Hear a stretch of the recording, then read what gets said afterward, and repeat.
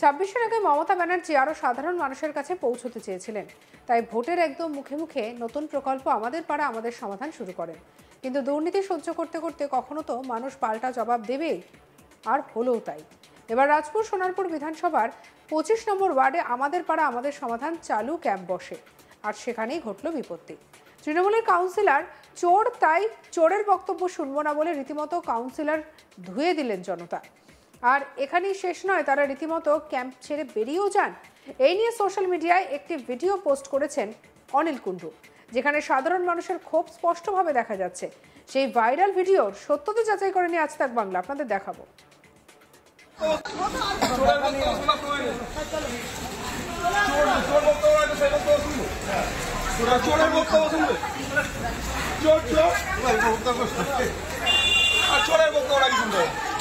চোরের বক্তব্য শুনবো না, চলো বেরিয়ে যেতে হয়। শুরু করতে হলো চোর চোর চোর চোর। রাস্তাঘাট কিছু করে হাত করলো না,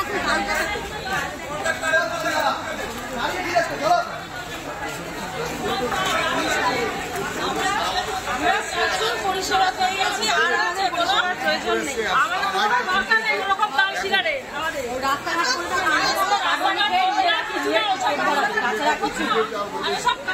আচ্ছা ব্যবহার মানুষের সাথে ব্যবহার নেই,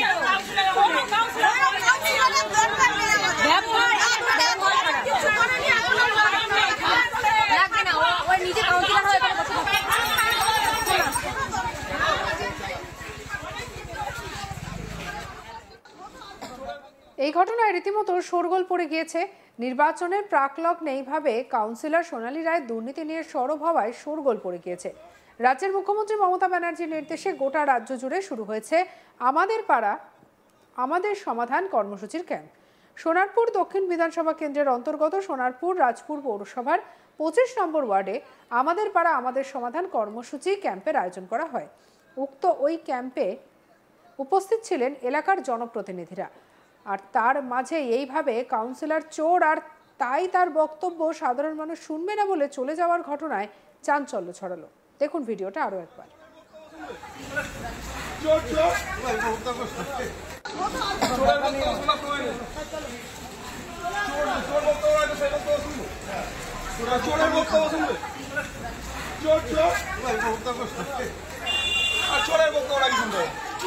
চোরের বক্তব্য শুনবো না, চলো বেরিয়ে যেতে হয়। শুরু করতে হলো চোর চোর চোর চোর। রাস্তাঘাট কিছু করে হাত করলো না,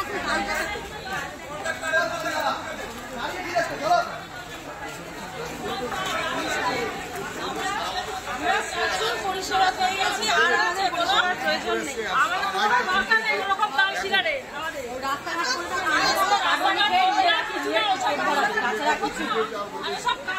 আচ্ছা ব্যবহার মানুষের সাথে ব্যবহার নেই,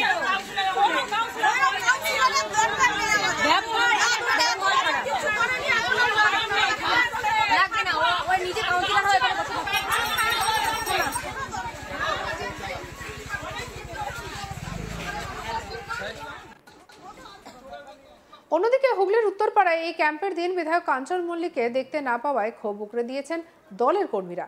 উত্তরপাড়া জয়কৃষ্ণ লাইব্রেরিতে আমাদের পাড়া আমাদের সমাধান প্রকল্পের কাজ কেমন হচ্ছে তা দেখতে আসেন পুর এবং নগর উন্নয়ন মন্ত্রী ফিরহাদ হাকিম। তবে সেই অনুষ্ঠানে অনুপস্থিত উত্তরপাড়ার বিধায়ক কাঞ্চন মল্লিক। সেই নিয়ে একরাশ ক্ষোভ উগরে দিলেন তৃণমূলের কর্মী সমর্থকরা।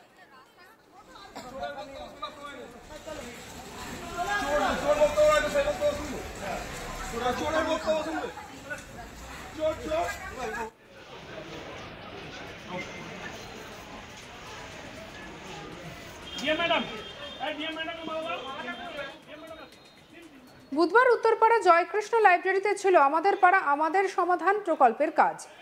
রাজ্যের মুখ্যমন্ত্রী মমতা বন্দ্যোপাধ্যায় তিনি নির্দেশ দিয়েছিলেন দলের সমস্ত নেতা কর্মী সকলে যেন উপস্থিত থাকেন জনসংযোগে। আর সেখানেই উত্তরপাড়ায় রাজ্যের নগর উন্নয়ন মন্ত্রী ফিরহাদ হাকিম উপস্থিত হলেও সেখানে দেখা মেলেনি বিধায়ক কাঞ্চন মল্লিকের। যদিও কাঞ্চন মল্লিক জানান যে তিনি আগেই জানিয়েছেন তিনি শুটিংয়ে ব্যস্ত থাকবেন। কি জানিয়েছেন শুনবো। আজকে আমি একটা কথা বলি, আজকে আমি যে আসতে পারবো না সেটা আমার অনেক আগে থেকেই আমি জানিয়েছিলাম। আজকে জানি আমি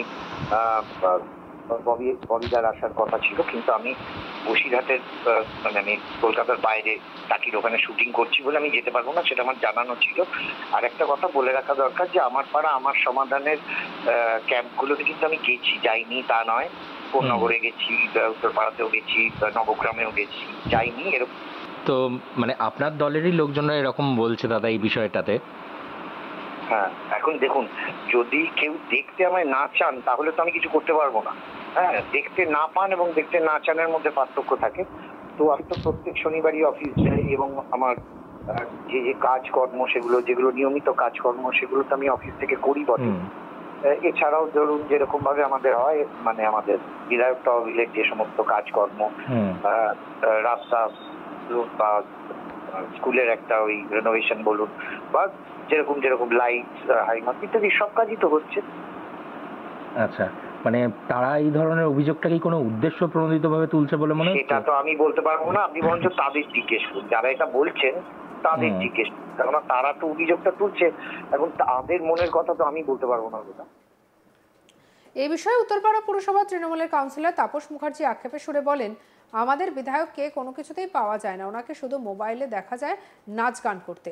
আসলে উনি বিধায়ক হওয়ার যোগ্যই নন। মমতা ব্যানার্জি টিকিট দিয়েছিলেন, দলের কর্মীরা খেটে তাকে বিধায়ক করেছিল, কিন্তু উত্তরপাড়ার মানুষ এর থেকে কিছুই পায়নি। সাধারণ মানুষকে কোনো কাজের জন্য বিধায়কের কাজে আসলে তাদেরকে ফিরে যেতে হয়। কি বলছেন তাপস মুখার্জি, শুন। ব্যাপারটা হচ্ছে আমাদের বিধায়ক দিদিমণি এখন হারে হারে বুঝতে পারছে যে আমি কি ভেবে করেছিলাম, কি হয়েছে। সুতরাং আজকে আমাদের মন্ত্রী মহোদয় এসেছিলেন, সবাই ছিলেন ওখানে। আমাদের এমএলএ সাহেবের থাকা উচিত ছিল, কিন্তু আমাদের এমএলএ সাহেব তো আজ বলে না, দীর্ঘদিনই এমএলএ সাহেবকে আমাদের এখানকার স্থানীয় মানুষরা পায় না। আমরা তো রাজনীতি করি, আমাদের কথা ছেড়ে দিন। স্থানীয় কোনো মানুষই ওনার সাথে যোগাযোগ করতে পারে না। কোনো দরকার হলে আমাদের কাছে আসলে আমরা আমাদের এমএলএ কাছে পাঠাই না, অন্য এমএলএ কাছে পাঠালে উনি সেই কাজটা করে দেন। যেমন আমি ম্যাক্সিমাম কাজই আমার কাছে যারা আসেন বিধায়ককে খোঁজার জন্য, আমি সেই বিধায়কের কাজটা আমাদের পরিবহন মন্ত্রী শ্রীনাজিৎ চক্রবর্তীর বাড়িতে পাঠিয়ে দিই।